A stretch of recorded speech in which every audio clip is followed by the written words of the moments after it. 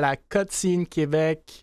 Mesdames et messieurs, encore une fois, un podcast où nous prenons une petite pause de l'action et où nous jasons à tous les jeudis soirs des faits saillants et des dernières nouvelles de la scène québécoise des sports électroniques, avec le but tout simplement de rassembler un peu la communauté et de la faire grandir ensemble. Encore une fois, s'il vous plaît, n'hésitez pas de nous envoyer des nouvelles intéressantes que vous voyez passer. Il y en a beaucoup à chaque semaine, on est toujours surpris. Ou simplement les taguer avec le hashtag Jason Esports, J-A-S-O-N-S Esports. N'hésitez pas aussi d'interagir, bien entendu, dans le chat. On va essayer de prendre vos commentaires au fur et à mesure qu'on parle des sujets. Et si vous avez une question, on va essayer d'y répondre. Et encore plus, on va en choisir une, comme vous le savez maintenant, à la fin du stream pour la poster sur les médias sociaux d'Able Esports et justement prendre vos commentaires et vos réponses à cette question-là. En plus, la personne qui aurait posé la question se méritera 24 canettes de gourou, donc une caisse de gourou livrée directement à votre porte de la saveur de votre choix. Les casters, ça s'applique à vous aussi, donc si vous voulez poser des questions dans le Twitch, n'hésitez pas. Maintenant, introduction. 1000, bien entendu, je suis de retour, VP Développement des affaires et cofondateur de Able Esports. À ma gauche, Stars Fox, fondateur d'Able Esports et maintenant responsable du développement des affaires et de l'administration chez l'Académie eSport Canada, encore une fois de retour. Les deux nouveaux arrivés, Roméo Girard, motion designer et designer graphique chez Luminosity Gaming, une organisation e-sport canadienne, si je ne me trompe pas. Oui. Et Virulent, ex-joueur et caster de Counter-Strike et surtout Counter-Strike Source. Et maintenant, caster de Valorant. Si vous suivez nos tournois du King of the Spike, vous le voyez à tous les mois. Et il est de retour ce soir sur le podcast de la Cutscene Québec. Messieurs, bienvenue. Merci. Merci.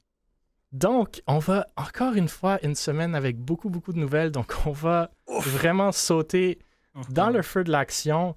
Et notre première nouvelle de la soirée implique Valors qui perdent leur roster de CSGO. Ce roster-là compétitionnait dans ESEA Premier ou sous le nouveau nom, si je ne me trompe pas, de ESL Challenger League. Donc, pour ceux qui s'en souviennent, Valors avait une équipe de CSGO dans ESEA Advanced en saison 39, donc la saison précédente, qui se sont fait promu à la ESEA Premier ou la ESL Challenger League. Il y avait des problèmes de roster entre les deux saisons. Donc, durant la saison morte, plusieurs joueurs seraient allés chez les Bad News Bears, si je ne me trompe pas. Droid, un des joueurs de Valors, aurait patiné pour se monter une équipe. Finalement, il a réussi. Ils ont commencé dans la ESL Challenger League cette semaine qui vient de passer et ont eu une perte serrée contre OneTap dans leur premier match ou leur premier best of 3 en prolongation, si je ne me trompe pas, dans la troisième game.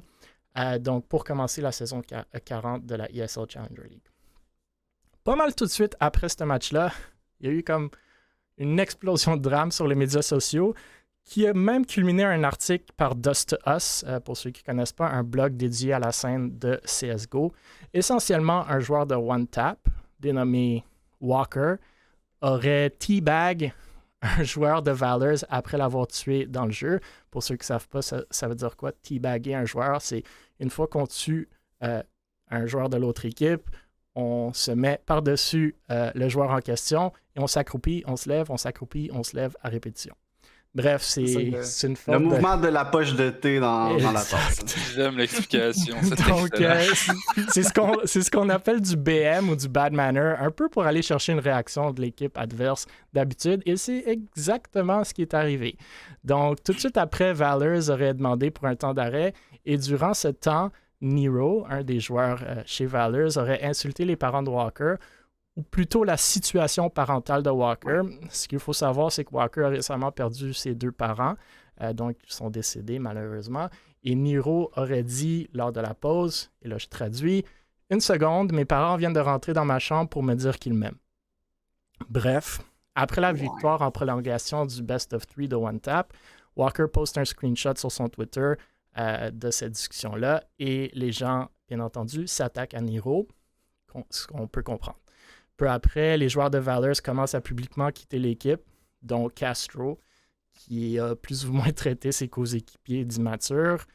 Après le départ de Castro, ça aurait essentiellement tué le roster, si je comprends bien, vu que si Niro se faisait ban dû à ses actions, il n'aurait pas assez de joueurs, voire 3 ou 4 joueurs, pour jouer la saison sans la possibilité de jouer plus de joueurs, selon les règles de la ligue que je comprends. Bref, le roster disband parmi la foulée de posts sur les médias sociaux qui demandaient des explications de la part de Valors. Pas mal au même moment, Valors publie une vidéo entre guillemets nostalgique, remerciant leur équipe de CS qu'on voit à l'écran, en même temps annonçant qu'ils quittaient la scène de CS, donc que le roster ne faisait plus partie de Valors. Même s'ils ont suivi la vidéo avec la publication qu'on voit aussi à l'écran, ils n'auraient pas, selon certains membres du public, adéquatement adressé ou dénoncé les actions de Nero. Donc, Avery, de qui on a parlé précédemment et qui est le directeur des affaires et de la stratégie chez Valors et qui était même sur notre podcast la semaine dernière, demande alors publiquement si le monde s'attendait vraiment à ce que Valors s'excuse pour les actions d'un joueur qui ne représente pas l'organisation, car selon lui, Valors était toujours en renégociation de contrat avec l'équipe et donc le roster en question ne représentait pas l'organisation en bonne et due forme quand les actes en question ont été performés par Nero. Même plus que la décision de laisser partir le roster et la création de la vidéo aurait été faite avant les actions en question. Bref, si vous cherchez un peu de drama, en voilà. Personnellement, je pense que c'est vraiment malheureux pour plusieurs raisons. Je ne vais pas vraiment parler des actions de Nero. Je pense que tout le monde peut être d'accord que ça arrive trop souvent en e-sport, puis les dénoncer, c'est beau. Je pense que tout le monde est d'accord avec ça.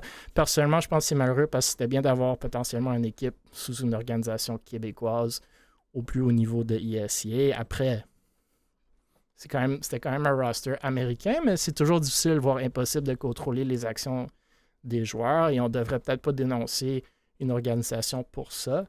Mais malheureusement, la réaction de Valors a été perçue par le public comme quelque peu décousue dans ce cas-ci. Bref, j'arrête mon monologue là. J'aimerais vos réactions, messieurs, sur ce sujet un peu spicy pour commencer notre podcast aujourd'hui. Ben, je peux commencer. Ouais, vas-y, Virulent. Vas-y. Pour commencer, je trouve ça, j'ai l'impression que c'est comme si Valor s'était dit, si on assume que les joueurs étaient plus avec nous, on n'a pas besoin de s'excuser. Donc, théoriquement, on paraît pas mal parce que j'imagine que d'un point de vue de commanditaire, avoir ton nom associé à une équipe qui a un scandale comme ça doit pas être beau. Est-ce qu'on a essayé d'éviter le scandale?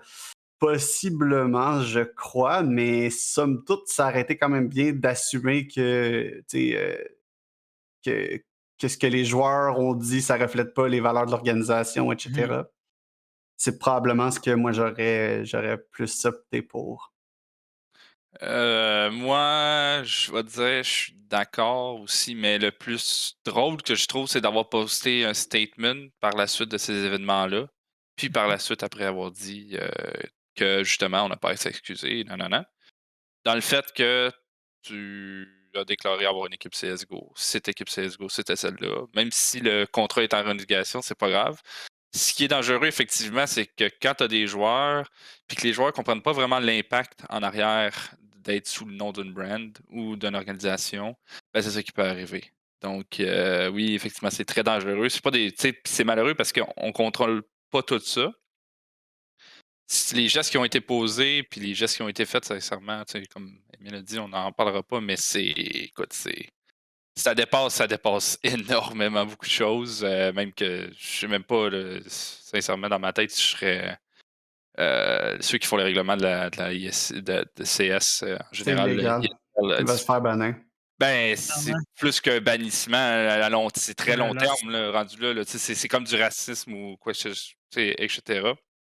Mais d'avoir posté le fait que ce roster-là n'est plus avec Valors, c'est une forme d'excuse. Donc, tu te rends. Si je repasse sur le post d'Avery, tu te rends quand même responsable de ces allégations-là en même temps. Là. Mais est-ce que le post d'Avery a pas genre rajouté une couche aussi à la situation qui était déjà pas évidente? Ouais, c'est un peu. Malheureusement, c'est un peu. C'est un petit problème de communication, ouais. Ouais, malheureusement, c'est souvent la signature d'Avery, puis c'est correct, là. Des fois, il est émotionnel, puis il répond rapidement, puis même s'il écrit bien, on n'est pas on n'est pas tous toujours d'accord avec ce qu'il dit, mais bon, moi je suis d'accord avec toi, Roméo, ça a peut-être ajouté un peu qu'on n'aurait pas nécessairement dû faire. La vidéo, je pense que t'es correct, dans le sens que c'est une belle vidéo, ils l'ont faite en avant. Vous pouvez quand même l'utiliser. J'aurais mis, peut-être, si vous voulez vraiment mettre la vidéo, j'aurais mis dans le statement, c'est clair qu'on dénonce ces actions-là. C'est pas la raison nécessairement qu'on n'a plus notre roster, mais Valor, surtout que leur hashtag, c'est Buy Our Valors ou quelque chose de même. Là. C'est vraiment comme valeur en avant. J'aurais mis ça, mais écoute, il y a plein de monde sur Twitter aussi qui ont dit écoutez, arrêtez d'attaquer l'organisation, c'est comme ça n'a rien à voir avec eux, puis ils ont quand même raison. Est-ce que la réponse aurait pu être mieux? Oui, sûrement. Est-ce que c'est facile de critiquer quand on n'est pas dans le feu de l'action? Absolument. Répondre à ce type de truc-là, comme tout de suite, sur le coup, après un match, c'est pas facile. Surtout que. Super complexe. Ouais. Surtout si tu étais en renégociation avec cette équipe-là, puis tu n'étais pas certain si elle allait signer ou il allait pas signer. Est-ce qu'il joue encore là, pourquoi est-ce que vous les laissez jouer sous votre brand? Ça se peut que Valor leur a dit d'enlever le logo. Ça se peut qu'il l'ait pas fait, je sais pas. Mais bref. C'était un peu le Spice of the Week. Est-ce que ça aurait pu être mieux géré? Je pense que toujours on peut mieux gérer les urgences et les feux comme ça, mais je pense que c'était pas terrible non plus. Puis je pense pas que ça va avoir des impacts long terme sur Valors nécessairement. Non. On l'espère pas, justement. Non, c'est ça. Fait que, écoutez, on va rester dans le thème de CSGO, mais on va passer à nos amis chez Team Hyde, desquels on a déjà parlé. Fait que Team Hyde, on a parlé précédemment, même la semaine dernière, et je pense même la semaine d'avant aussi. Ils ont annoncé leur entrée dans la scène de CSGO en ESE Advance. De base, Team Hyde, c'était une équipe Fortnite.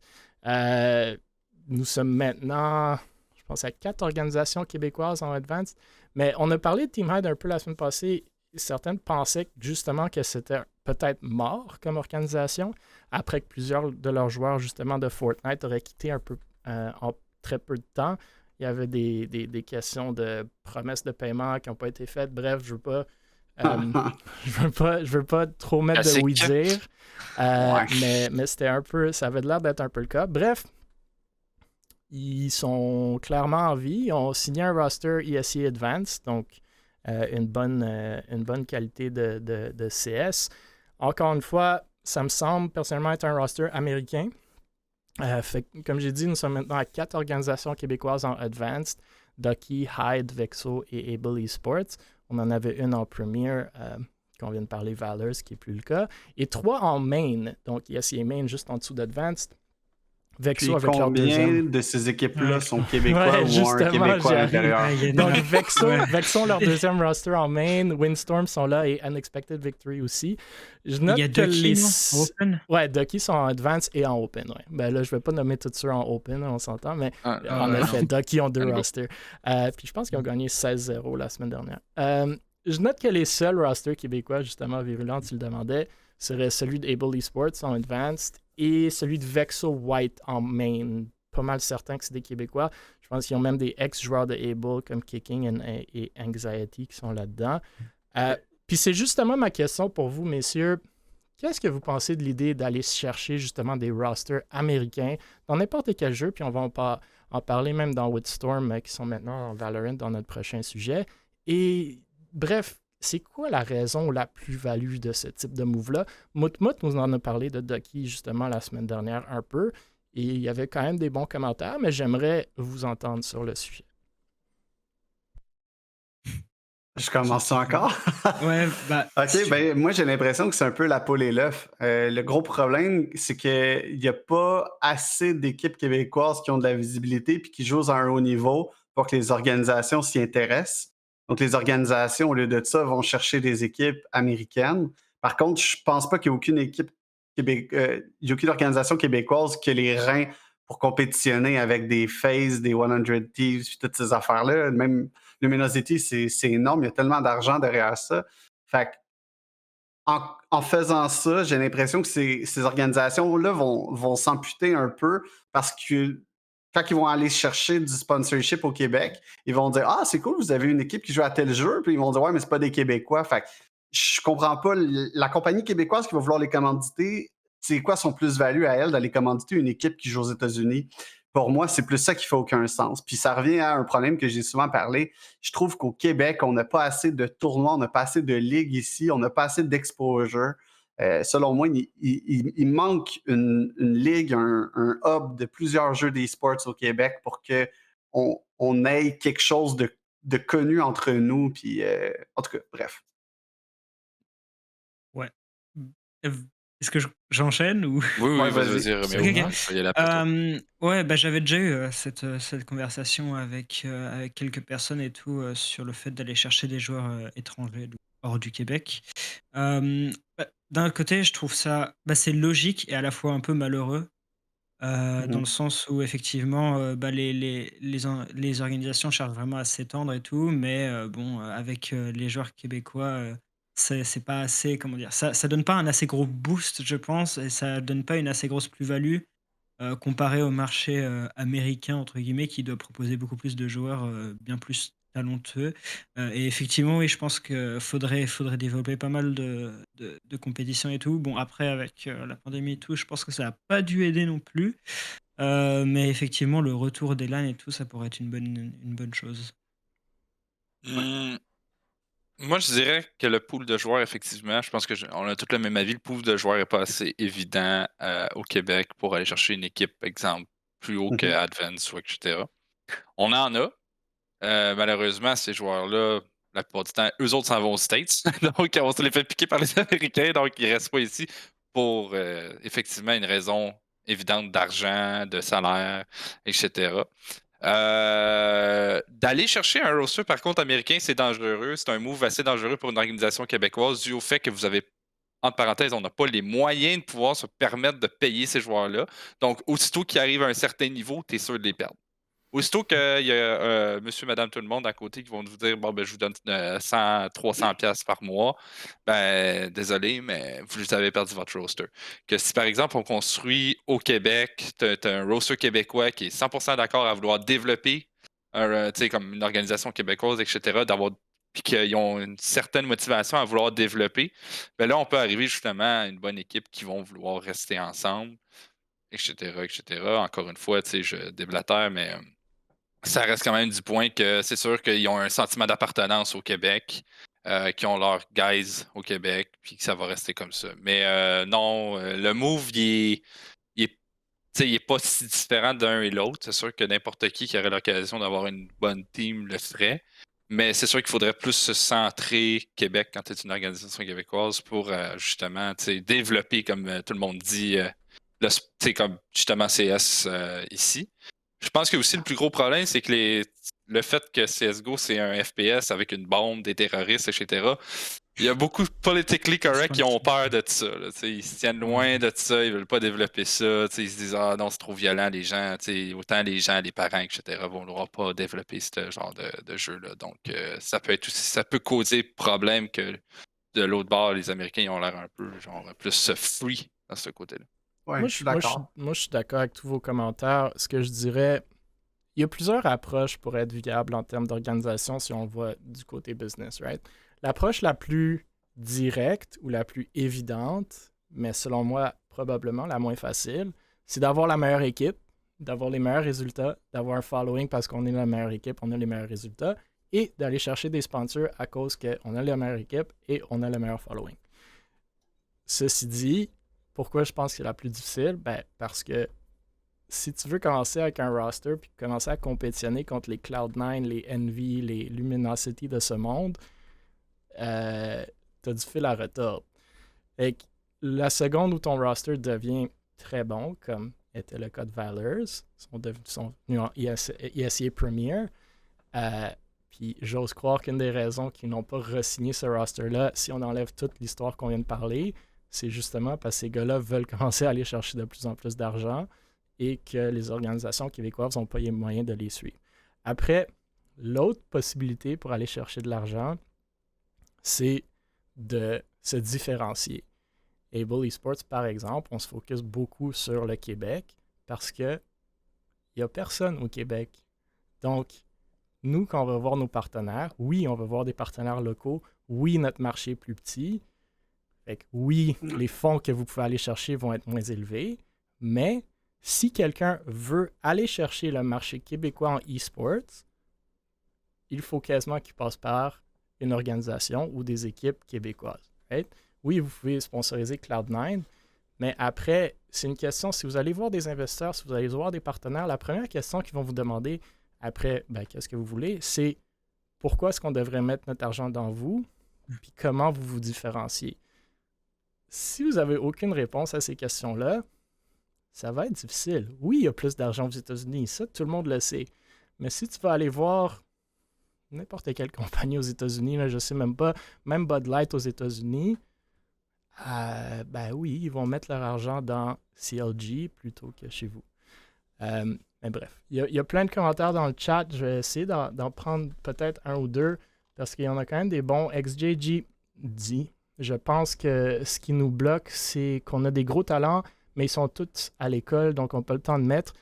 Oui et non. Aux États-Unis, ils vont à l'école aussi. c'est peut-être un plus de structure. Ouais, c'est peut-être un plus petit pool de joueurs, bien entendu. Il n'y a pas nécessairement les structures. Bref, Memories de Nocturne dit nous, l'affaire qui nous bloque, c'est le dollar canadien contre le dollar américain. La différence entre payer quelqu'un 500 US et 500 canadiens est assez importante. C'est vrai. Après, si on a des joueurs québécois, c'est pas le problème parce qu'ils ne s'attendent pas à du USD. S'ils veulent aller chercher plus d'argent, puis ils commencent à compétitionner avec du monde qui ont plus d'argent, oui, c'est sûr que ça va être difficile. No qui dit, je pense que le problème, c'est qu'on n'offre pas assez de programmes d'e-sport au Québec. Par contre, aux US, tous les collèges. Fait qu'on parle de collège. On a déjà parlé de ce sujet-là souvent, puis Stars Fox, ça tombe pas mal dans tes eaux chez l'Académie eSport Canada. Moi, je suis d'accord. Je pense que beaucoup du e-sport futur peut venir des écoles, mais il n'y a pas de programme en e-sport où est-ce qu'il faut comme... Là, je prends des exemples. C'est quoi le meilleur exemple? La NBA, je pense qu'il faut aller au collège pour se faire repêcher, ou la NFL. Au e-sport, honnêtement, peut-être ta meilleure... c'est peut-être ta meilleure...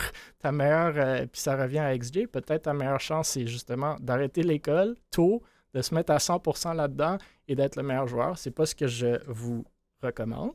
Non. Mais c'est comme le hockey, c'est comme le soccer, où est-ce que si tu vis au Brésil, tu peux jouer dans la rue, tu peux être le meilleur joueur au monde et devenir le prochain Ronaldo. Mais bon, c'est... mais ça s'explique mieux à tes parents que tu vas être professionnel de soccer que je reste dans le sous-sol tout l'été m'entraîner à tirer des gars. Ouais, mais c'est ça que j'aime d'une partie aussi du sport versus l'e-sport, c'est qu'au sport, ils font la plupart des joueurs pros, que ce soit dans le hockey, le soccer ou whatever, football, ils jouent pour la passion de leur sport. C'est ça qu'ils veulent faire de leur vie parce que ils ont la passion. Ils parlent pas d'argent au début. Il n'y en a pas un maudit qui va faire je vais faire des millions demain matin. Genre, ils vont pas voir l'équipe des Sens, puis ils vont dire, moi, je vaux à peu près 40 millions. Mais bon, ça, c'est une autre discussion qu'on peut avoir longtemps. Mais, c'est ça, eux autres, ils vont par passion. Je pense que aussi, le plus gros problème en ce moment au e-sport, c'est l'argent. Je vais prendre 2 derniers commentaires, puis on passera au prochain sujet, mais... j'avais d'autres choses à dire. Ok, tu pourras dire ce que tu veux dire après les deux. Memories, il dit, je vais pas payer le Canadien en Canadien, puis l'Américain en Américain, dollar US. Je suis d'accord, Memories, mais comme n'importe quelle compagnie fonctionne dans ce monde-ci, si c'est toi qui vends tes produits, puis tu es une compagnie américaine, c'est toi qui payes pour tes services, puis tu es une compagnie canadienne, tu vas charger ou tu vas payer dans tes dollars. Donc, nous, ce qu'on offre même à nos joueurs US, c'est qu'on dit, on va vous payer 500 Canadiens. Oui, il y a un risque de taux de change, mais pourquoi est-ce que c'est l'organisation qui devrait prendre ce risque-là et non le joueur?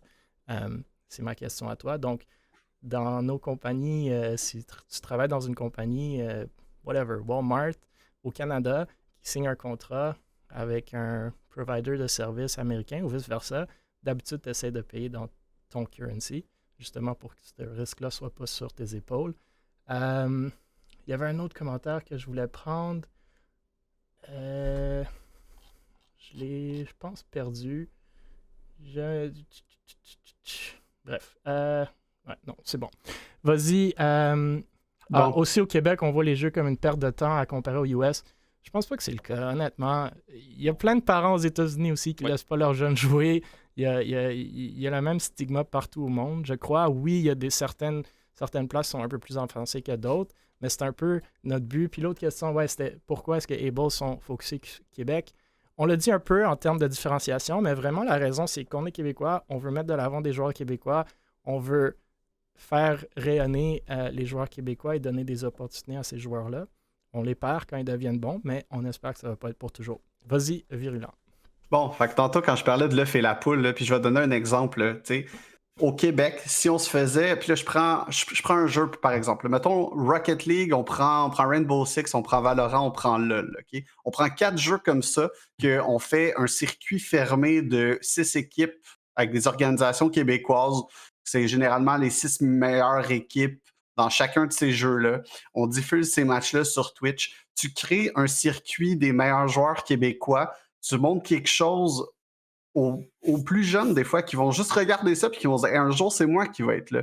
En faisant ça, tu crées un plus gros bassin de joueurs au Québec. T'sais, on dit qu'il manque de joueurs au Québec, mais d'un, il y a peut-être plein de joueurs québécois qui ne parlent pas avec les joueurs québécois, que ça fait 20 ans qu'ils jouent à CS, puis que c'est les mêmes que tu parlais tantôt, comme Kicking, qui joue à CS. Moi, j'ai l'impression que si on crée quelque chose tout ensemble, puis aussi en ayant 4 jeux sous le même tournoi, ça te permet d'aller chercher des commanditaires plus facilement qu'avoir 4 projets séparés.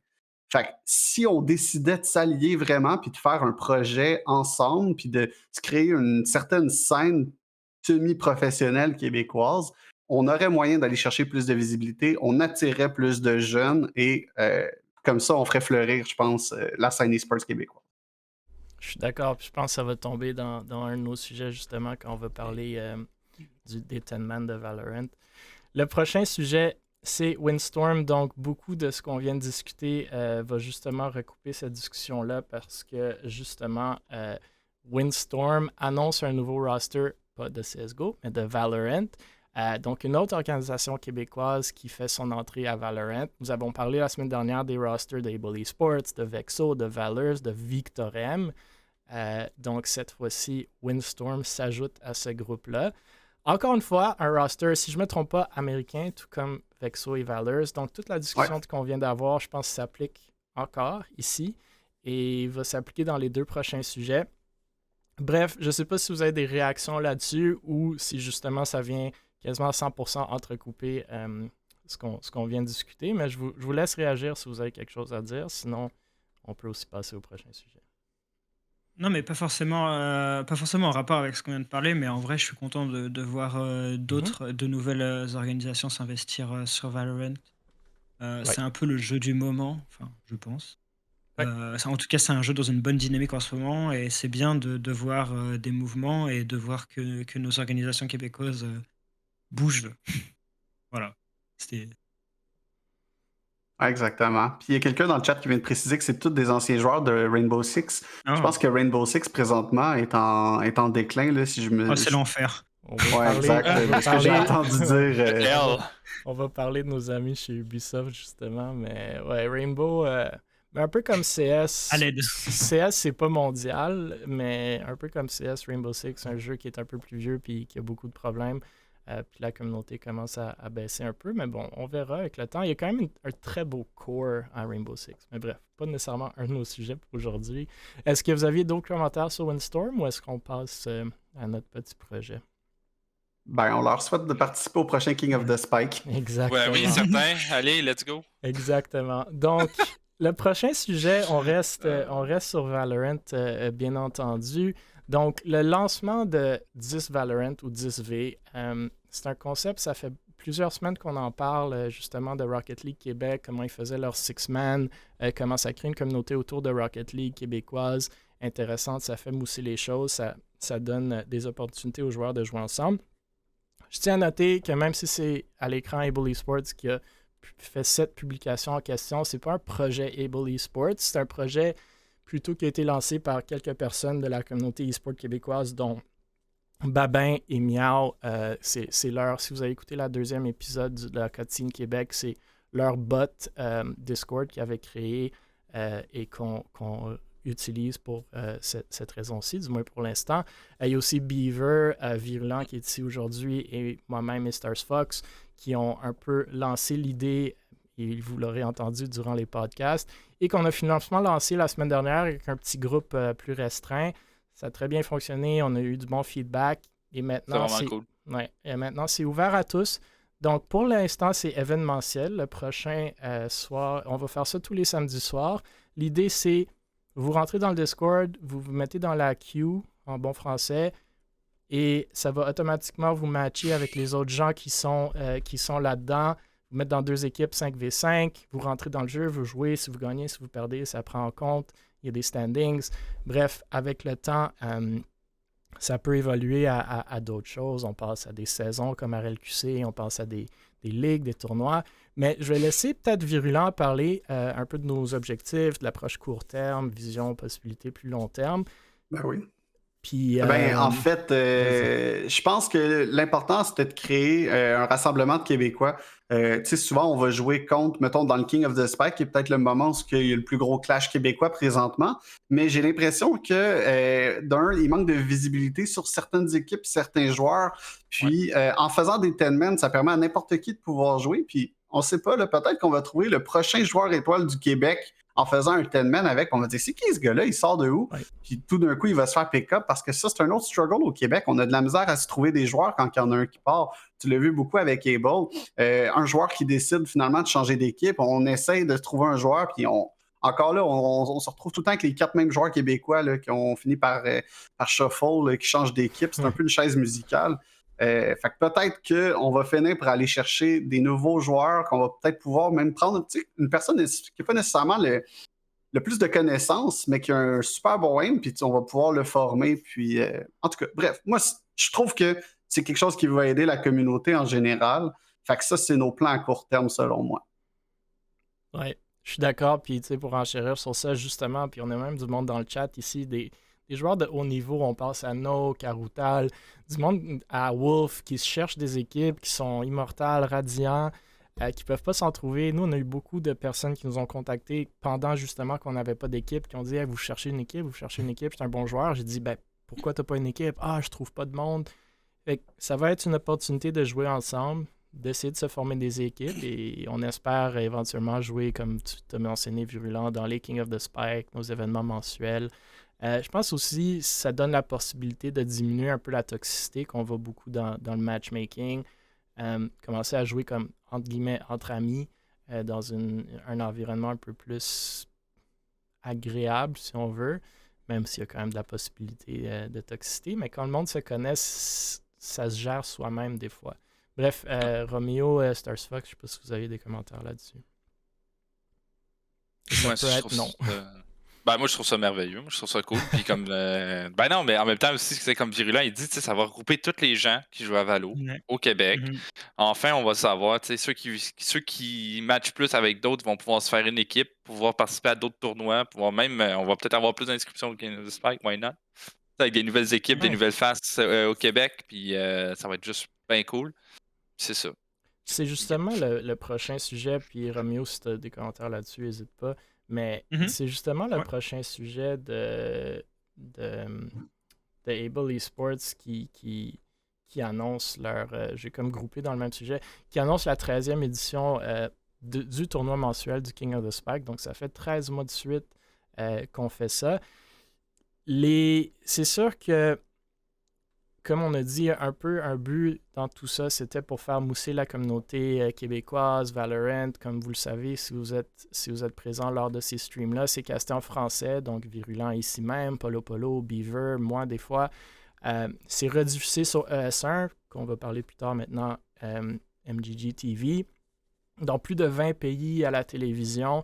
Donc, mais par contre, le plus que la popularité du tournoi augmente, le plus qu'on voit de la dilution des équipes québécoises, parce qu'il n'y en a pas beaucoup. Fait que ça revient un peu à notre sujet de pourquoi on a lancé les 10-man Valorant, parce qu'on veut que des équipes québécoises, ça se forme, que le monde joue, que le monde compétitionne, puis c'est ouvert à tous les niveaux, que ce soit le 10-man, que ce soit le King of the Spike, vous voulez être Bronze, Silver, Iron, Gold, Plat, Diamond, tous les rangs, vous pouvez jouer, vous pouvez vous faire des équipes, c'est sûr, peut-être vous n'allez pas tout gagner, mais c'est quand même une expérience qui pourrait être le fun, surtout un vendredi soir si vous n'avez rien à en faire en confinement. Bref, écoute, le King of the Spike, ça peut évoluer. On veut que ça évolue, que ce soit des plus gros prize pools, peut-être des de la diffusion à la télévision encore plus poussée, mais on envisageait aussi faire des événements en personne. On parlait justement à eSports Central à Montréal. Donc, avec le déconfinement, petit à petit, peut-être ça va être une possibilité. Puis justement, comme tu l'as dit, Roméo, les événements en personne, ça aide beaucoup à cet aspect communautaire-là, je crois. Donc, je ne sais pas si vous voulez commenter là-dessus. J'allais dire juste que c'est vraiment une super opportunité, en fait, je pense. Ça fait partie des choses que la communauté a besoin pour pousser vers le haut, vraiment. Euh, c'est ça, en fait. Pas grand-chose de plus à dire, en fait. C'est super cool. Moi, pour ajouter un petit commentaire, si tu veux empêcher que des Américains s'inscrivent au tournoi, tu devrais spécifier que c'est 500$ canadiens. C'est spécifié, pas dans l'affiche. C'est pas spécifié dans l'affiche, mais Pour c'est spécifié revenir dans sur le sujet, qui veulent pas Une venir avec petite des étoile, là. organisations québécoises parce qu'on paye moins, ben, C'est ça. le tournoi aussi, on paye moins. Ben oui. Ouais, non, absolument. Puis on le voit, là, nous, on a beaucoup de commentaires durant les tournois, justement, parce que le cast est juste en français. Le monde ne comprenne pas nécessairement ce qui se passe. Puis c'est un peu... Tu sais, nous, on prend la shot un peu dans le sens qu'on a moins de viewership parce que c'est en français. Parce qu'on s'entend que pas mal tous les Québécois regarderaient, même si c'est en anglais. On verra si avec le temps, on évoluera dans 2 streams parallèles, puis peut-être faire des choses un peu plus cool sur le stream francophone. Bref. Mais je pense Le que... virulent veut streamer anglais. Là. Salut. Ouais, ça Ben, honnêtement, je suis capable, mais tu sais. Mais il n'y le en a problème, pas c'est que assez de contenu français, je trouve. Je suis bilingue, Oui, mais oui, pas c'est assez ça. pour être bon en anglais. Tu sais, c'est juste ça l'affaire. Là. Je suis bon en parfait. français parce qu'il n'y a personne d'autre qui le fait. Ben, c'est bon. Reste de même. Meilleur caster mais québécois Je par dis ça en blague, là, mais il y a tellement de casters anglais qui ont du talent, puis tout ça. Puis, tu sais, moi, je me dis, pourquoi est-ce que je ne mettrais pas mes connaissances, puis, tu sais, mes passions au bien-être du Québec aussi, là, rendu ça. Il y a autant de casters anglais que de courtiers immobiliers au Québec. Eh boy, parle-moi-en pas. On va passer au prochain sujet. Les Canadiens de Montréal en e-sports. Donc, ils annoncent une série de tournois dans le cadre des Jeux e-sport avec un S majuscule d'hiver 2022, présentés par Scotiabank et en collaboration avec Coca-Cola, qu'on voit à l'écran. L'événement aurait plus de 17 000 $ en prix et inclurait les jeux suivants: NHL 22, Madden NFL 22, FIFA 22, NBA 2K 22 et Rocket League. Donc, on s'entend très axé sur le sport, mais quand même, je pense, super cool. En plus que Rocket League soit ajouté, je pense encore mieux.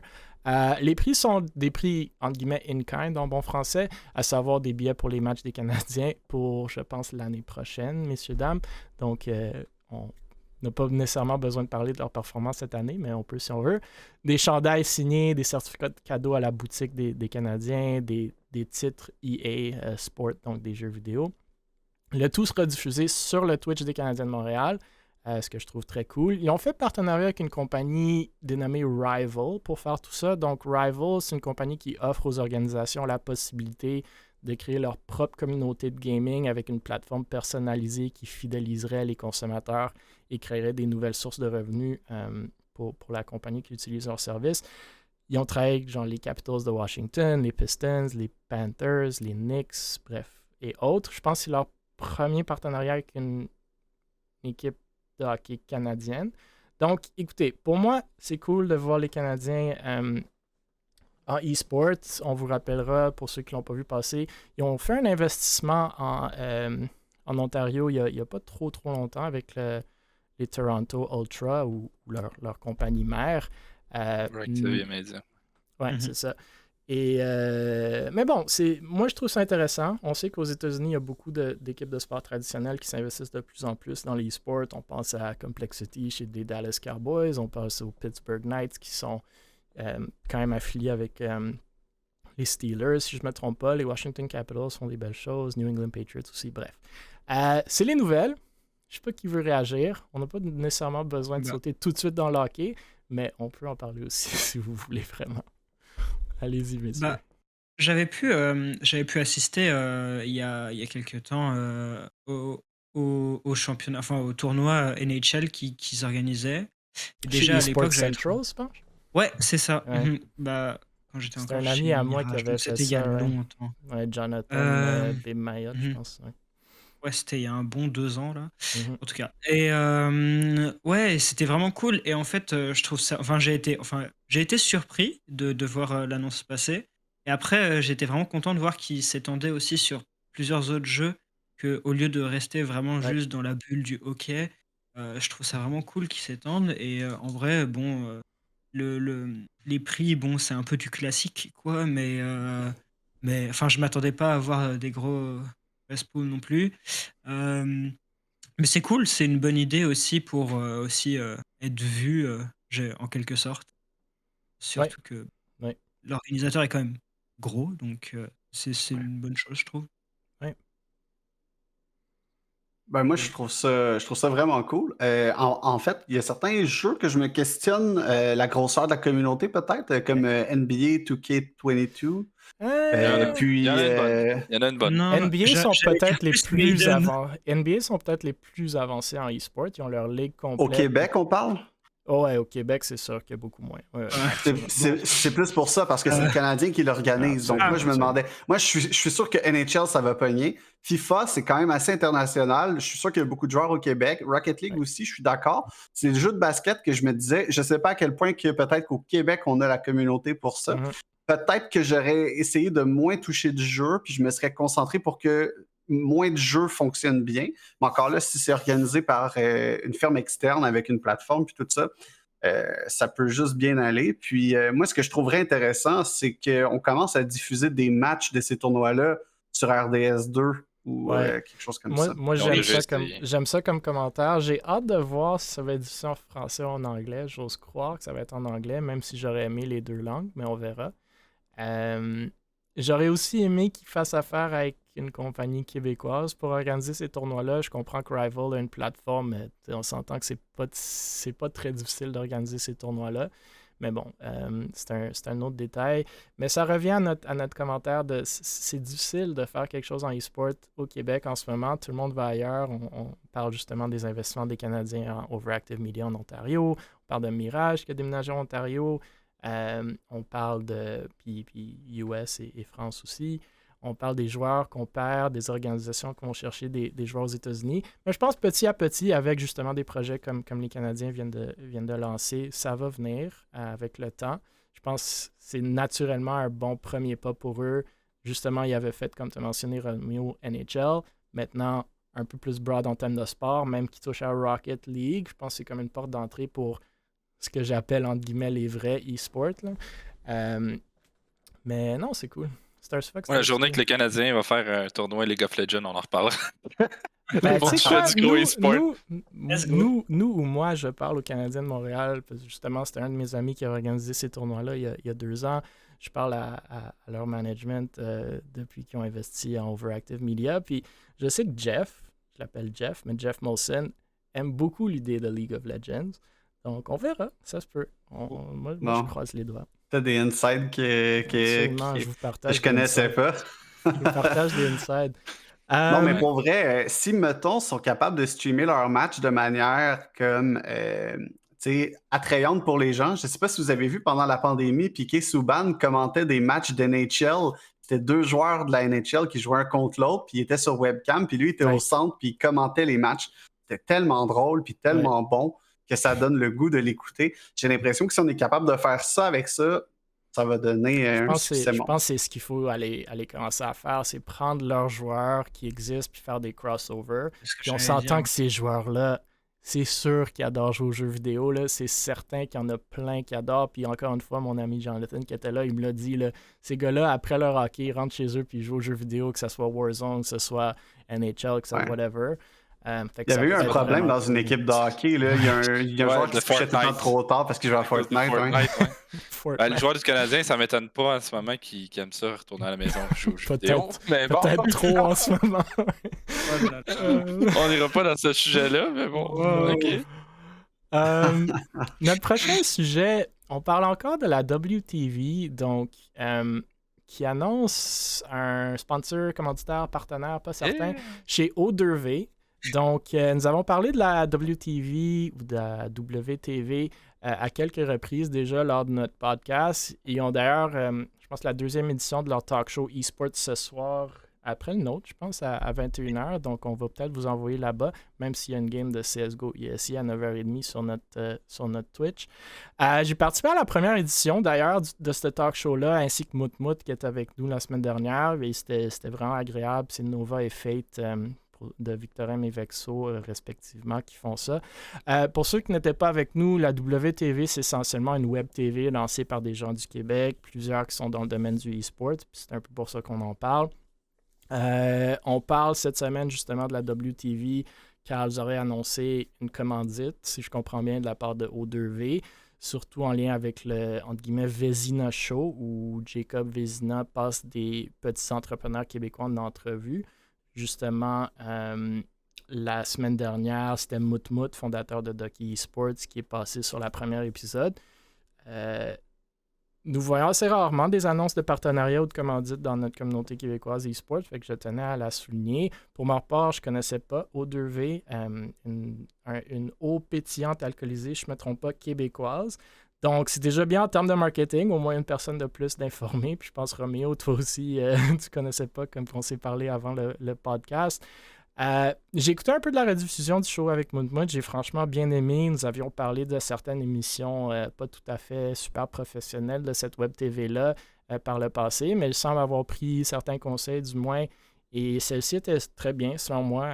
Après, elle était immédiatement suivie d'un, entre guillemets, Twitch Date IRL que j'ai pas écouté. Je suis clairement pas le marché cible pour ces Twitch Dates-là, mais j'avais essayé d'en écouter un là, avec Marjorie qui était streamers chez Able Esports avant, puis j'ai pas pu écouter plus que 2 minutes, mais bref, ça semble assez populaire par contre. IRL, ça veut dire qu'ils se rencontrent en vrai, mais c'est diffusé sur Twitch? Ben, il y avait un gars sur un côté, il y avait une fille qui était assise à une table, et les gars, à tour de rôle, je pense qu'il y en avait 6, s'assoyaient devant elle, et il y avait comme 2 minutes, je sais pas, j'ai vraiment pas écouté, mais je pense qu'ils se parlent pendant 2 minutes, la fille décide si elle veut le garder ou pas. Bref. C'est le concept de chat roulette au départ, puis on sait comment ça l'a fini. C'est du speed dating sur Internet 2022, c'est tout. Fait que, écoutez, moi, je sais pas ce qu'ils vont chercher avec cette commandite-là, mais c'est déjà cool. J'espère qu'ils seront capitalisés sur la commandite et que c'est juste une première de plusieurs pour cette web TV-là, dont j'aime le concept. Le retour sur investissement n'est pas toujours évident à démontrer à ces commanditaires-là ou ces partenaires-là, mais un reporting qui est bien fait, ça peut le faire. Donc, écoutez, j'espère qu'ils auront du succès. Puis, si jamais vous écoutez, les gars, et vous voulez de l'aide, n'hésitez pas de me contacter. Je serais content de vous aider. Mais est-ce que vous avez des commentaires là-dessus, messieurs, que ce soit sur O2V ou le fait qu'il y ait des talk shows qui parlent d'entrepreneurs e-sport québécois sur Twitch? Plus du côté d'O2V, c'est O2V, hein? Ouais. Je sais pas, je suis pas convaincu. C'est bien de voir de nouveaux partenariats et tout, mais ça a l'air un peu sketchy. Je sais pas trop. En fait, on connaît pas plus que ça la marque. J'ai vu qu'elle était pas mal distribuée et tout à Montréal, mais alors après, est-ce que ça apporte vraiment quelque chose? Ça va bien en effet avec l'émission que tu as mentionnée, mais bon. C'est pas quelque chose qui apporte vraiment un plus, j'ai l'impression. Je sais pas trop, ça a l'air un peu bancal. C'est ça. Mais en même temps, c'est comme la 50e compagnie qui se lance dans les boissons de type Setzler. Là. Donc, En je sais effet. pas ce que ça va donner. Tu sais, c'est peut-être juste quelqu'un qui reçoit un SodaStream pour Noël puis qui s'est mis à embouteiller ça en canette avec un peu de vodka. Non, je dis ça en blague, mais on leur souhaite qu'ils se démarquent beaucoup. Virulent a Son toujours une son. opinion forte. Ah non, mais lui, il me tue Ça- avec un saut de Tu vas en stream. passer des bouteilles de SodaStream pour distribuer dans toutes Imagine les... le gars chez lui, dans son garage, il a genre 60 soda stream avec l'alcool, avec la bouteille d'alcool. Genre, il est C'est là. pareil comme les farms pour miner, mais c'est juste plein de machines de Oh non, SodaStream. please, no! Oh. Bref, en effet, écoutez, on peut parler du produit en tant que tel, mais encore une fois, pas certain qu'on est nécessairement le public cible pour ça, mais je suis d'accord avec Roméo. Moi, j'aime quand même le fit de ce brand-là avec l'émission en question. Qu'est-ce que ça rapporte? Je sais pas, mais c'est peut-être une porte d'ouverture. Il faut commencer à quelque part et ça peut grandir avec le temps. Fait que on verra. Et je tenais justement à le souligner. On passe à nos amis chez Ubisoft. On parlait de Rainbow Six il y a quelques moments, que tout le monde sait est un jeu créé par Ubisoft. Ubisoft annonce la consolidation de leur département e-sports en une organisation globale. Donc, pour mieux façonner l'avenir de l'e-sport et des jeux compétitifs chez Ubisoft, le département de e-sport de la société a modifié son organisation pour devenir une équipe mondiale, unique, consolidée. Donc, on comprend qu'avant, c'était divisé, régional, local. Maintenant, c'est une approche globale. C'est François-Xavier Daniel, qui est nouvellement nommé directeur principal des e-sports et des jeux compétitifs chez Ubisoft, qui va être à la tête de cette équipe ou de ce département-là.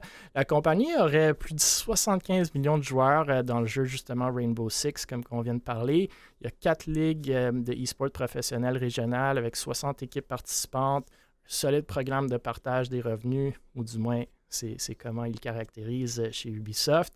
Et l'une des plus fortes présences locales du secteur, avec plusieurs ligues nationales et de multiples initiatives locales à travers le monde auxquelles leurs fans peuvent participer. On passe notamment à la NACL, à la NAL, au Six Invitational qui s'en vient, si je ne me trompe pas, dans les prochains jours. L'équipe en question de eSports chez Ubi relèvera les défis actuels et futurs dans tous les domaines stratégiques de l'activité, de l'optimisation, de la valeur du divertissement radiodiffusé à la production de contenu et à la narration d'histoire, en passant par la planification d'événements, les formats de compétition, l'intégrité de la compétition, tout en aidant les équipes de production de jeux à créer des expériences de compétition très attrayantes pour les fans. Du moins, c'est leur mission.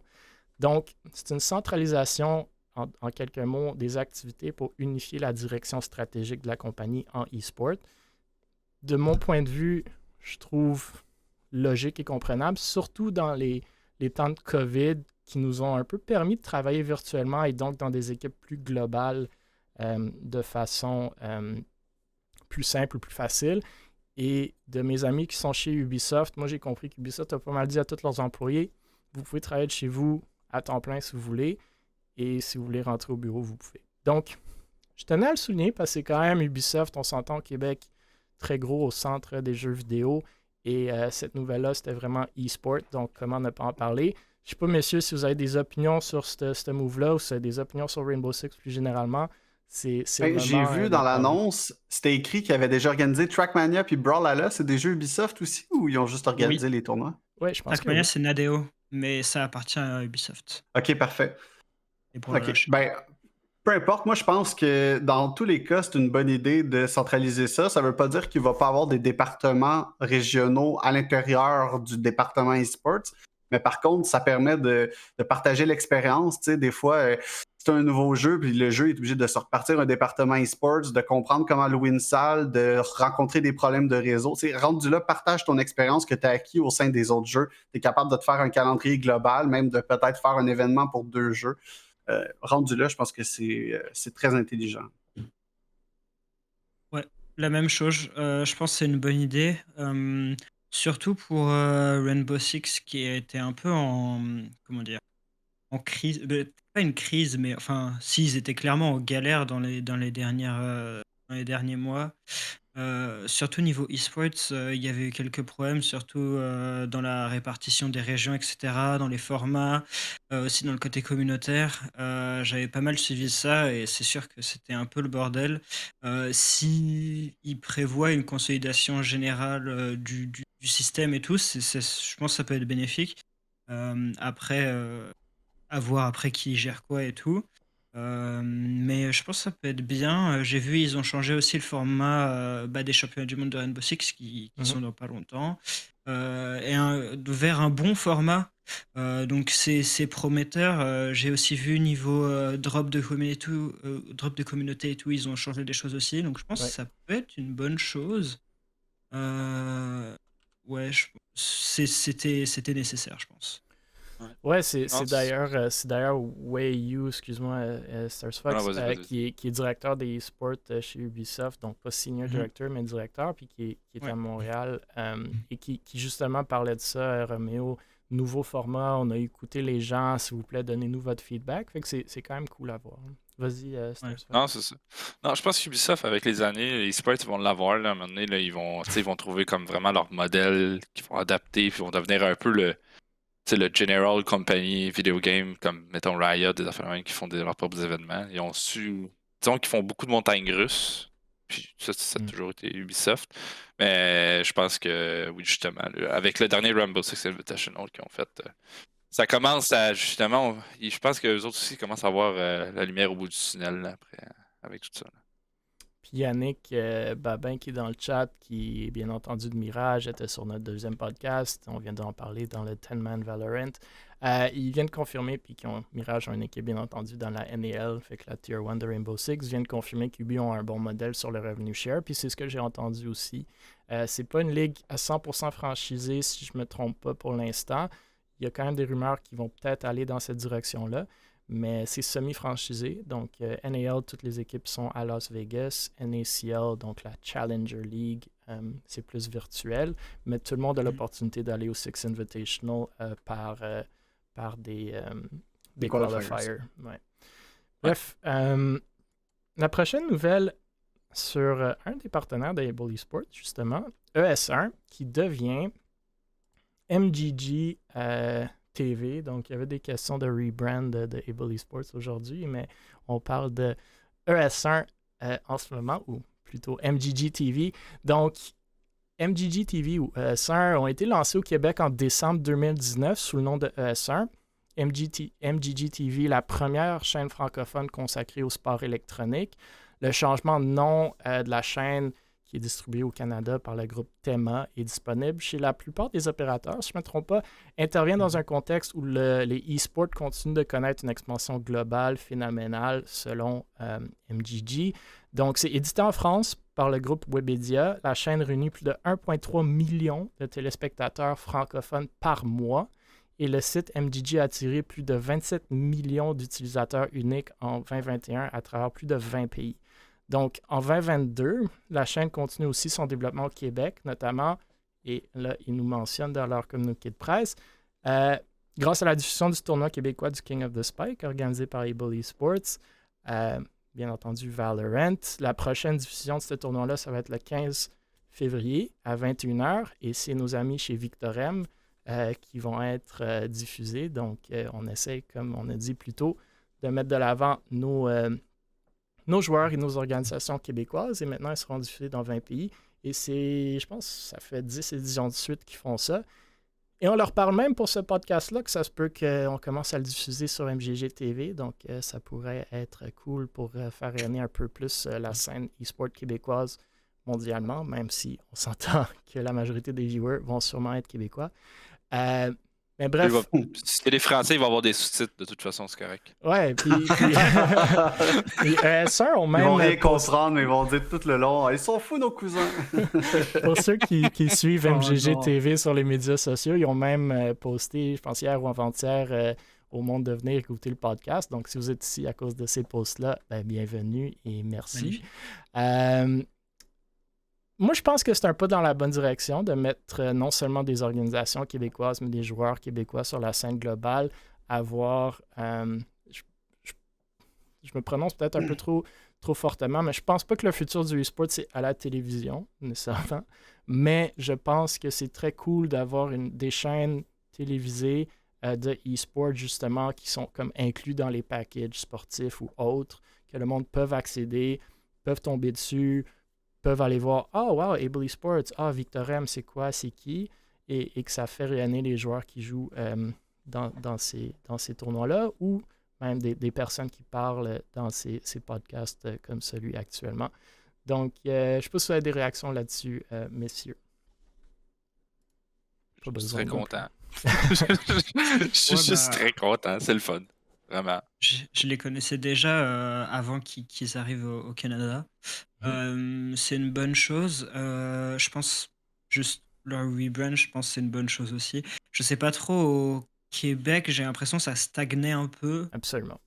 Donc, je crois que j'étais allé voir leur compte Twitter et tout il y a comme 2 semaines et genre le dernier tweet, c'était il y a genre, 1 Ouais. an et demi donc grosse ambiance, super.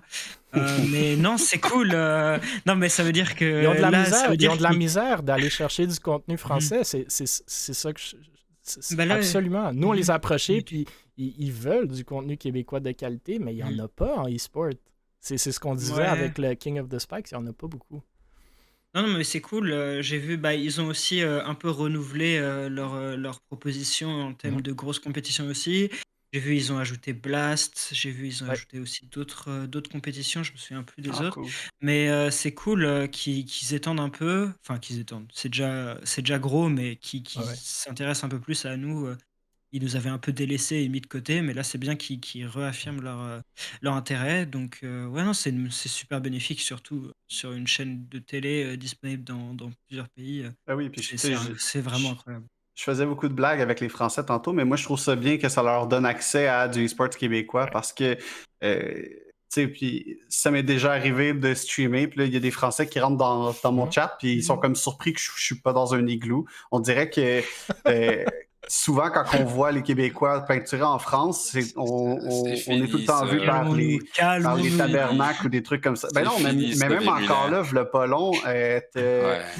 je pense que c'est Gad Elmaleh qui a fait une parodie de Québécois ou quelque chose comme ça. Donc, tu sais, moi, je trouve ça bien Oui, qu'on ait oui. une certaine visibilité là-bas. Non, Ouais, mais non, mais j'ai je suis vraiment. d'accord. Je suis d'accord. Puis C'est juste une question d'avoir une visibilité Ça là-bas. tombe aussi dans ce que Mirage ont fait récemment là, avec leur équipe League of Legends en France. Donc, Vraiment ça cool. donne un peu de visibilité à une organisation qui est à la base québécoise avec Babin, bien entendu, qui est dans le chat. Fait que non, c'est cool. Et c'est un peu le monde de la francophonie qui tu sais, le contenu est quand même applicable à tous. C'est sûr, ce podcast peut-être un peu moins, mais tu sais, les tournois, écouter des joueurs compétitionner, ça peut être global, mondial. Donc, c'est très cool. Mm. Les derniers 3 ou 4 sujets, je vais les passer en rafale et vous pourrez réagir à la fin si vous avez des réactions ou sinon vous pouvez aborder vos sujets aussi. Je note dans 25 minutes, on saute le Twitch vers notre match de CSGO ISIA, donc on essaiera de garder ça relativement court. Je sais qu'il y a eu beaucoup de questions aujourd'hui, on va quand même essayer d'en passer. Mais bref, je vais commencer rapidement. Donc, l'opération Sauver le Meltdown, duquel on a parlé de la semaine dernière et même celle d'avant du Meltdown, lève plus de 3000 $ pour le Meltdown. Donc, je pense que c'est Poco qui est dans le chat aujourd'hui qui avait organisé ça avec l'aide de Beaver et Explo. Il était sur place au Meltdown pendant un 24 heures pour lever de l'argent pour le Meltdown. Le Meltdown, pour ceux qui ne le savent pas encore, c'est un bar e-sport à Montréal qui avait un peu de misère, bien entendu, durant la COVID, durant les fermetures et donc pouvait bénéficier d'une aide financière de leur communauté. Donc, good job à Poco, Beaver, Explo et tous les autres qui étaient dans le projet. Vraiment cool. Ouais, c'était trop bien. Je les connais pas tous, mais vous pourrez réagir. PES sur Start aussi a mis une nouvelle que j'ai trouvée quand même intéressante puis que je tenais à noter. Donc, Behavior, qui est un studio montréalais, recueille plus de 1,5 million de dollars ou donne plus de 1,5 million de dollars pour la recherche sur la santé mentale. Behavior Interactif, l'entreprise québécoise derrière le populaire jeu en ligne Dead by Daylight, a révélé ce mercredi qu'elle avait donné à ce jour plus de 1,5 million à la Brain and Behavior Research Foundation, donc vouée à l'amélioration de la vie des personnes souffrant des maladies mentales. On en a un peu parlé, pas nécessairement des maladies mentales nécessairement, mais on a quand même parlé de problèmes psychologiques, de mentalité dans le monde du e-sport, notamment avec la Fondation des gardiens virtuels de Léonin ou François Savard. Des belles on cause pour la cause, bien un peu controversé des fois, dépendamment avec qui tu parles. Mais je pense que personnellement, je pense que c'est un point important dans l'e-sport. Il faut en parler et c'est très cool de voir un studio montréalais qui donne des sommes assez importantes qu'il aurait pu utiliser ailleurs, j'imagine, vers cette cause. Donc, je tenais quand même à la souligner. Nos amis chez Montreal Gaming organisent aussi un tournoi virtuel de Smash Brothers Ultimate. Donc, c'est le 20 février, une entrée $5. C'est streamé si je ne me trompe pas. Toutes les donations et prix d'entrée vont au prize pool, dont 50% va aller au premier, 25% au deuxième, 15% au troisième, 10% au quatrième. Montreal Gaming s'affiche comme le leader des e-sports au Québec. Là, vous pouvez réagir sur mon commentaire, mais je veux bien, mais je ne les vois pas beaucoup personnellement. Ça se peut que ce soit juste moi. J'aimerais qu'ils en fassent plus, justement, pour faire mousser la communauté. Mais bon, voici les 3 derniers sujets de mon côté. Si vous avez des réactions, messieurs, c'est à vous. Bah, Lancez-vous, allez-y. On Vous ouvre n'avez la pas besoin cage. non plus. On peut passer à des questions si vous voulez. il y a les questions aussi, mais pour Montréal Gaming, non, c'est cool. En fait, je pense qu'ils ont. Ça fait longtemps que je pense je vois leur compte Twitter, mais je pense qu'ils avaient peut-être fait une pause ou un truc comme ça, et peut-être qu'ils reviennent maintenant, je sais pas. Peut-être qu'ils étaient peut-être pas actifs régulièrement récemment, mais en tout cas, c'est bien qu'ils fassent ça, je trouve. On a besoin de ça. J'ai vu, il y a aussi, je sais pas comment ça s'appelle, mais il y a un gaming center là qui a réouvert aussi. Oui, le Montreal Gaming Pour... Center, ouais. Oui, voilà, MGC. ils font les tournois Smash aussi, donc ça c'est vraiment cool. Non, c'est bien de créer des tournois surtout. Ouais. C'est cool. Absolument. Ouais. Euh, Vraiment bien. Ça, c'est un tournoi de Smash que tu disais? ouais, Mhm. Smash Bros. Ouais. Smash Bros. Bon, Ultimate. vraiment cool. Je pense que Smash, c'est un truc qu'on voit au LANETES à chaque année aussi. C'est quand même bien. De là à Ouais. dire qu'ils sont les leaders e-sports au Québec, peut-être pas, mais je pense que c'est quand même un gros joueur. Puis ils ont montré souvent qui était là puis pour faire beaucoup de couverture dans les événements. Puis pour revenir aussi au Meltdown, là, moi, pour être déjà allé une fois au lancement de la saison 1 de la web-série Gamer, j'ai été vraiment surpris, honnêtement, parce que c'était le premier café Internet de jeu qui ne puait pas. Fait que j'étais vraiment surpris. J'étais comme, enfin, on a un bar qui a de l'allure. C'était vraiment le fun. Fait que je suis vraiment content qu'on ait ramassé de l'argent pour le garder ouvert. Puis au plaisir d'aller là-bas avec une gang de chums pour pouvoir prendre une bière Absolument. et écouter un gros tournoi d'e-sports.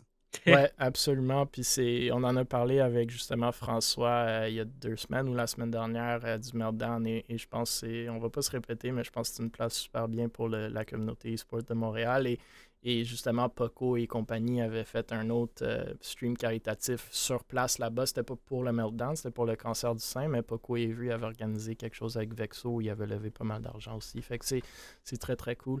Écoutez, il y a quelques questions. La première, je peux peut-être y répondre directement. On demande pourquoi Able ne reprend pas le rebrand que Memories de Nocturnes a créé aujourd'hui. Je vais être très franc avec vous, pour ceux qui n'ont pas le contexte. Memories de Nocturnes a fait un projet sur Behance ce matin ou tôt ce matin ou tard hier soir pour Able Esports en mettant des très belles bannières, des très beaux logos graphiques, etc. Pourquoi est-ce qu'on ne le reprend pas? Malheureusement, je pense que beaucoup de gens sous-estiment les ressources que ça prend pour faire un rebrand en termes d'argent et de temps. C'est pas seulement les graphiques sur les médias sociaux, ça nécessite un revamp, un rebuild du site web, tous les assets qu'on a physiques, donc les affiches, les pancartes, les stickers, tout ça, nos jerseys, nos merch, refaire le store, réimprimer tous les assets physiques, renvoyer tout le merch à tous nos joueurs et payer pour tout ça. Donc, c'est tous les streams, tous les motion design, etc. Fait qu'il y en a beaucoup. Je pense qu'éventuellement, on va sûrement le faire. Éventuellement, on préfère mettre nos ressources en temps et en argent dans des projets qui aident la communauté plutôt que juste Able Esports. On est content avec notre brand pour l'instant, bien qu'on peut toujours l'améliorer. On l'aime notre A dans un cercle. On peut toujours l'améliorer, c'est sûr. Mais nous, on peut l'améliorer. Mais bon. On met notre temps, notre argent dans des tournois, dans des tournaments, dans des podcasts, pour justement faire mousser la communauté québécoise plutôt que juste avoir des beaux graphiques. C'est super cool, j'ai rien contre, mais je pense que nos ressources sont mieux utilisées pour la communauté et pour toutes les organisations et pour tous les joueurs, incluant nous-mêmes, bien entendu. Si on met notre temps et notre argent ailleurs pour le moment, éventuellement, on y arrivera, j'en suis certain. Je sais pas si vous voulez répondre. Je sais que Roméo, t'es designer graphique, Stars Fox, tu tiens à cœur notre brand, donc si vous Non, avez mais des c'est moi, réactions, c'est moi n'hésitez qui le fais, le graphisme. Donc, j'espère, je défends mes points. Oui, effectivement, je suis pas graphiste comme Roméo ou comme d'autres. Défends ta Oui, marque. Vas-y. non, mais genre, je peux pas faire ça non plus, tu sais, quand je pense que Ouais. tout le monde connaît la réalité qu'on a toute une vie, toute une job, même si on est en e-sports. Donc, j'ai pas. Ben là, ta job, c'est l'e-sport en ce moment chez l'Académie, donc Oui, ben, c'est juste pas quand Able e-sport. c'est juste pas bon, mais genre, entre parenthèses, oui, effectivement, c'est pas mon métier.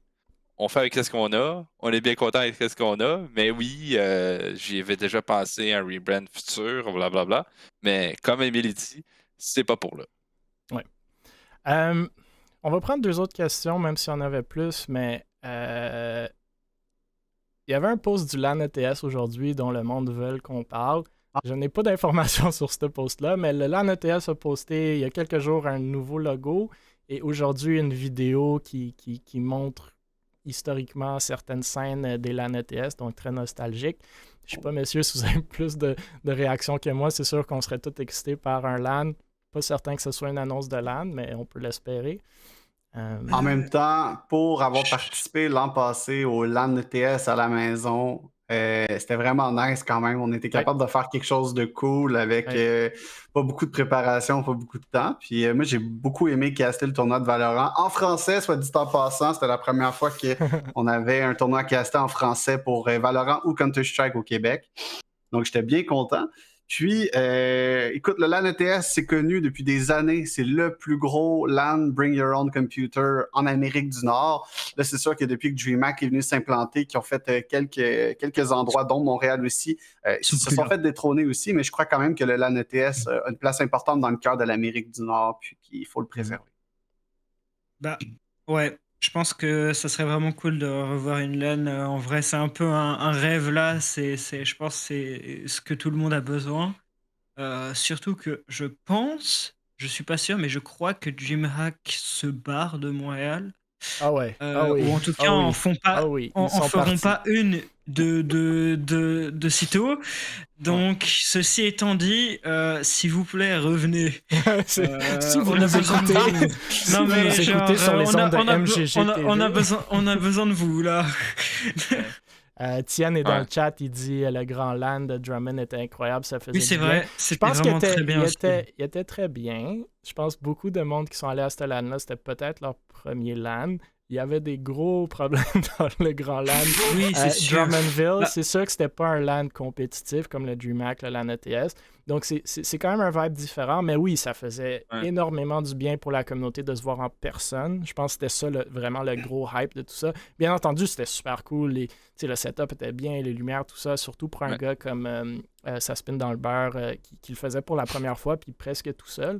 Donc, c'était très, très cool. On a essayé de l'aider un peu du côté d'Able Esports, du moins avec des prix et tout ça. Mais je pense que c'était cool. C'était cool. Le LAN ETS, c'est une autre game. 100%. Pour ceux qui sont jamais allés, c'est incroyable. Le DreamHack, encore différent, mais aussi très, très Mais le DreamHack, c'est pas juste un LAN. C'est un expo qui a aussi un LAN. Et en même temps, des fois, tu as des gros tournois pro. C'est différent. C'est très différent. Il y a aussi le partie de Montréal. Ouais, on a parlé du Six Invitational la semaine dernière, puis ça va sûrement revenir, je pense, une fois que la COVID se calme un peu. Depuis que mon bon chum Pex est plus Head Esports Manager, je sais pas si c'était ça son titre, là, mais pour Rainbow Six, il est parti en 2020, je crois. Ouais. On va prendre une dernière question parce que le temps file. Eldrick demande, croyez-vous que la scène YouTube du Québec va grossir énormément et que le Québec aura plus de visibilité grâce au programme Pay de Tienne qu'on a parlé la semaine dernière ou il y a 2 semaines, les vidéos à Body et plein d'autres personnes qui commencent les vidéos très bien montées. Écoutez, bref, vous pouvez réagir là, si vous avez des réponses à ça. Moi, je crois que Tienne, c'est le futur gourou de YouTube pour tous nos futurs YouTubers, effectivement. Ouais. Non, pas. Rien à dire de plus. Non, c'est ça. C'est lui qui va nous former la relève future YouTube au Québec. Donc, on lui laisse ça entre les mains. Je crois que c'est la meilleure façon. C'est un bon statement. Je pense que Tienne peut aider, absolument. Je pense que Un des éléments. la communauté YouTube québécoise va être beaucoup plus large que tienne et que même dans quelques années, il ne va pas nécessairement être connu de toute la communauté québécoise sur YouTube. Peut-être en e-sport, oui. C'est quand même une grosse communauté, on s'entend YouTube. Est-ce que ça va grossir énormément? Difficile à dire, tout est relatif. T'sais, énormément pour la scène e-sport, je pense peut-être que oui. Énormément globalement pour YouTube au Québec, je sais pas, c'est déjà beaucoup plus gros. Et encore plus si on se compare à YouTube au complet, on sera toujours un grain de sable dans un gros désert, je pense. Mais est-ce qu'il y a plusieurs personnes qui pourraient percer avec ce que j'ai compris qu'Étienne connaît dans l'algorithme YouTube et comment faire des bonnes vidéos et des montages? Je pense que oui. Je pense qu'il peut aider du monde. On s'entend que c'est pas donné ou c'est pas gratuit, du moins pour l'instant. Fait qu'il va falloir que ce monde-là investisse dans leur futur. Mais ça peut être un très bon investissement si ont les moyens, absolument. Je verrais bien Roméo, YouTuber. Roméo est déjà trop bon dans ce qu'il fait. Ben non, je le vois. Avec les grands mots, là. Tienne, contacte Roméo, là, fais-lui un YouTuber. Ben, Tienne et Beavers vont se partir une organisation e-sport, si je me trompe pas. Il fallait 300 likes sur le post à Tienne. Fait qu'allez liker. Je sais pas si c'est rendu à 300 encore ou pas. Beaver, il doit être paumé ces jours-ci, puisqu'il a dû acheter des skins de Valorant à comme 90% de la communauté. Il a vendu son char. Il a même vendu son char dans les dernières nouvelles. Mais il a rendu quand même quelques subs, donc c'est cool. Écoutez, messieurs, ça va être tout. On va clore cela. Je vous laisse quand même l'opportunité s'il y avait un shout-out ou des commentaires que vous voulez dire rapidement avant que je close l'affaire. Roméo, Virulent. Shout-out à Polo. Of course. Ouais. Polo, je pense que je vais un suivre, bon caster de je vais suivre Virulent. Shout-out à Polo. Tu nous manques. Bring us back, Polo, please. Polo, pour ceux qui ne savent pas, caste souvent les King of the Spike tournoi Valorant aux côtés de Virulent. Pris un petit break, on verra s'il va revenir. Bon, messieurs et tout le monde dans le chat, bien entendu, merci beaucoup d'être encore une fois avec nous. La 5e épisode de la Cotine Québec. On espère continuer encore longtemps. Il y a beaucoup de nouvelles à chaque semaine, fait qu'on est super content de voir mousser la scène. #Jason eSport, JASONS eSports au pluriel. Si vous voyez des nouvelles ou juste si vous voulez commencer à parler de eSport, comme qu'on a mentionné, on va prendre une des questions qui a été demandée dans le chat aujourd'hui. Je sais qu'on ne l'a pas tout couverte, mais on les a pris en note. On va la poster sur les socials d'Able eSports. S'il vous plaît, allez interagir, répondez, donnez-nous vos opinions. On est 4 ici à parler, mais on veut vous entendre aussi. C'est vraiment le but, c'est de faire jaser de plus en plus de monde. Et la personne qui a reposé la question, ça méritera une caisse de 24 canettes Guru Énergie. On vous contactera directement. Donc, je note, vous pouvez retrouver tous les épisodes du podcast sur YouTube, sur Spotify, Apple Podcast et Google Podcast. Peut-être bientôt sur la chaîne de MGG TV. On verra. Abonnez-vous, partagez, likez, laissez vos commentaires. C'est pas juste pour la Cotine ou pour Able eSports. C'est vraiment le plus de monde qui vont voir le podcast, le plus de monde qui vont s'intéresser à notre scène, le plus qu'elle va grandir. Donc, Jason eSports, faisons connaître nos projets, faisons rayonner notre scène et j'ai aucun doute qu'on peut faire de très, très belles choses ensemble, encore plus qu'on le fait déjà. Merci, messieurs, dames. On se revoit la semaine prochaine. Restez sur la chaîne. On va vous envoyer vers la WTV. Et sinon, dans 10 minutes, il y aura du CSGO sur cette chaîne-ci. Bonne soirée, messieurs, dames.